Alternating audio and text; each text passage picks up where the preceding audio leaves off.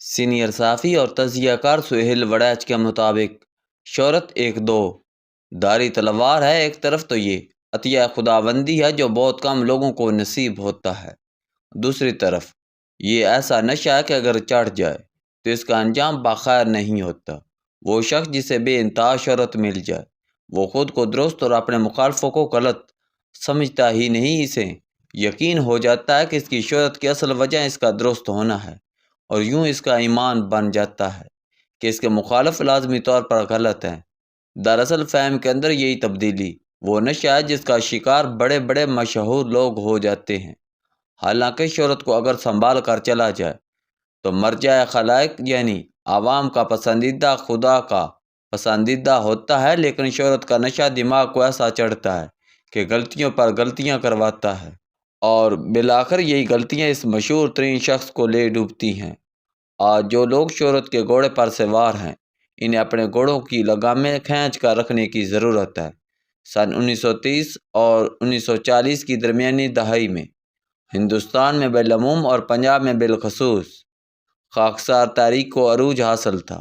خاکی کپڑے پہنے بیلچے اٹھائے مسلمان ہر شہر اور ہر گاؤں میں چوپ راست کراتے ہوئے پریڈ کرتے تھے۔ خاکسار تاریخ کے بانی علامہ عنایت اللہ مشرقی 1888 تا 1963 تک بہت بڑے ریاضی دان تھے۔ برطانیہ کی کیمبرج یونیورسٹی سے اعزاز کے ساتھ ڈگری لی اور ہندوستان واپس آ کر مسلم نشاط ثانیہ کا مقدس مشن شروع کر دیا۔ وہ بہت مقبول تھے، سارے مسلمان ان کو ہیرو جانتے تھے۔ انہوں نے تذکرہ نامی کتاب لکھی تو نوبل پرائز کے لیے نامزد ہو گئے۔ غرض یہ کہ ان کی ذہانت، ان کی شہرت اور ان کی دن رات محنت میں کسی کو کلام نہ تھا۔ لاکھوں لوگ ان کے اجتماعات میں شامل ہوتے۔ ڈسپلن اتنا تھا کہ لیٹ آنے پر علامہ کو بھی کوڑوں کی سزا مل جاتی تھی۔ سب ٹھیک جا رہا تھا کہ انہوں نے 19 مارچ 1940 کو لاہور میں برطانوی اسٹیبلشمنٹ سے ٹکرانے کا فیصلہ کر لیا۔ اس غلط فیصلے کے نتیجے میں 32 لوگ خون میں نہا گئے۔ کچھ لوگوں کے نزدیک یہ تعداد سینکڑوں میں تھی۔ علامہ مشرقی گرفتار ہو گئے۔ بظاہر اس واقعے سے خاکسار تاریخ کو اور مضبوط ہونا چاہیے تھا، شہرت میں مزید اضافہ ہونا چاہیے تھا، مگر ہوا اس کے بالکل الٹ، اور یہی واقعہ خاکسار تاریخ کے زوال کا نقطہ آغاز بن گیا۔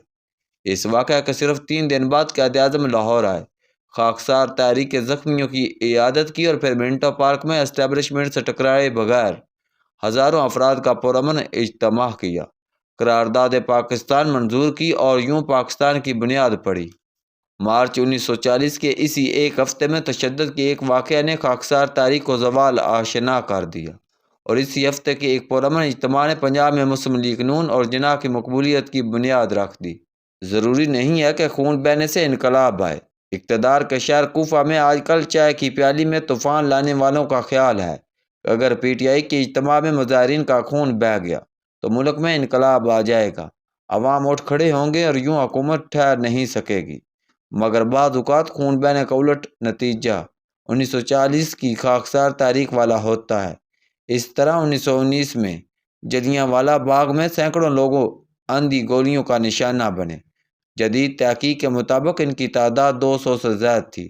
یہ برطانوی حکومت کا انتہائی ظالمانہ اقدام تھا، اور اس سے جو خوف پیدا ہوا اس کی وجہ سے ہندوستان کو آزاد ہونے کے لیے مزید 28 سال لگ گئے۔ پاپولر لیڈر کا امتحان یہ ہوتا ہے کہ وہ اپنی حکمت عملی میں تشدد کو نہ آنے دے، وگرنہ تاریخ ہائی جیک ہو جاتی ہے۔ بین الاقوامی منظر پر نظر دوڑائیں تو وہاں بھی شہرت کا نشہ بڑے بڑوں کو کھا گیا۔ جرمنی کے ہٹلر کا نام آج کل تو بدنام ہے، لیکن ایک زمانے میں جرمنی میں اس کا توتی بولتا تھا۔ وہ فوج میں معمولی کارپورل تھا، مگر وطن پرستی اور وارسائی معاہدے کے خلاف چلائی گئی مہم نے اسے زیرو سے ہیرو بنا دیا۔ عالمی اتصال اور صہیونی عزائم کے خلاف اس کے نعرے اس قدر مقبول تھے۔ وہ جلسے میں تقریر کرتا تو خواتین زاروں قطار روتی اور جوش میں آ کر اپنے زیورات تک ہٹلر کی طرف پھینک دیتی۔ ایک وقت ایسا بھی تھا کہ پورے جرمنی میں ایک آواز بھی ہٹلر کے خلاف نہیں اٹھ سکتی تھی۔ کیا جرنیل اور کیا پارلیمنٹرین، سب اسی کو دیوتا مانتے تھے، مگر پھر یہ شہرت اس کے دماغ کو چڑھ گئی اور اس نے دنیا کو فتح کرنے کا منصوبہ بنا لیا۔ آخری غلطی روس پر حملہ تھا۔ بدقسمتی کا آغاز ہوا تو شکست پر شکست ہونے لگی۔ روسی فوجیں برلن کے قریب پہنچی تو ہٹلر ایک بنکر میں پناہ گزین ہو گیا۔ مگر ہیرو کا نشہ وہاں بھی نہیں اتر سکا۔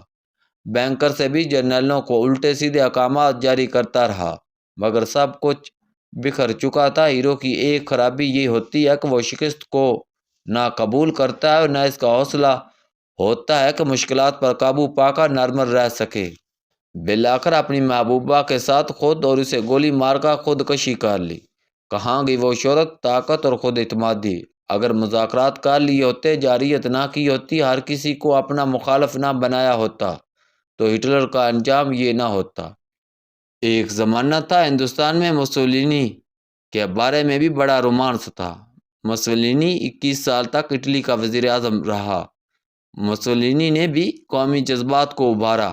ہٹلر کی طرح مسولینی نے بھی پراپیگنڈے سے کام لیا اور ایک مضبوط بیانیہ بنایا۔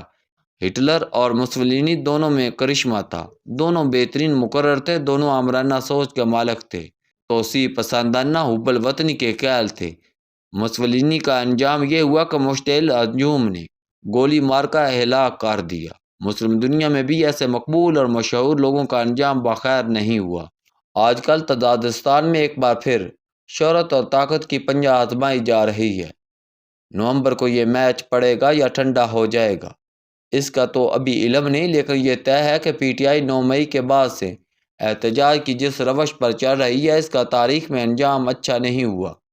ہو سکتا ہے کہ تحریک انصاف واقعی عوامی طاقت سے کوئی انقلاب لے آئے، لیکن اگر ایسا نہ ہوا جیسا کہ ماضی میں ہوا ہے، تو پھر پی ٹی آئی کو اس کے نتائج بھگتنا پڑیں گے۔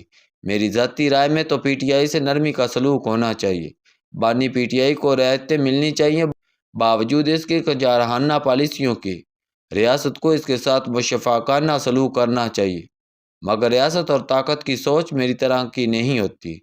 طاقت کے بھینسے کو اگر بار بار تشدد کا سرخ کپڑا دکھائیں تو وہ بڑک کر حملہ کرتا ہے۔ کاش ایسا نہ ہو۔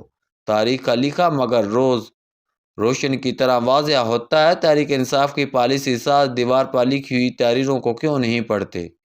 کیوں طاقت کے بھینسے کو بار بار سرخ کپڑا دکھا رہے ہیں؟ سیاسی جماعتیں اس قابل نہیں ہوتی کہ ریاست کا حملہ برداشت کر سکیں۔ شہرت بڑی چیز ہے، مگر طاقت کے مقابلے میں اس کا جیتنا مشکل ہوتا ہے۔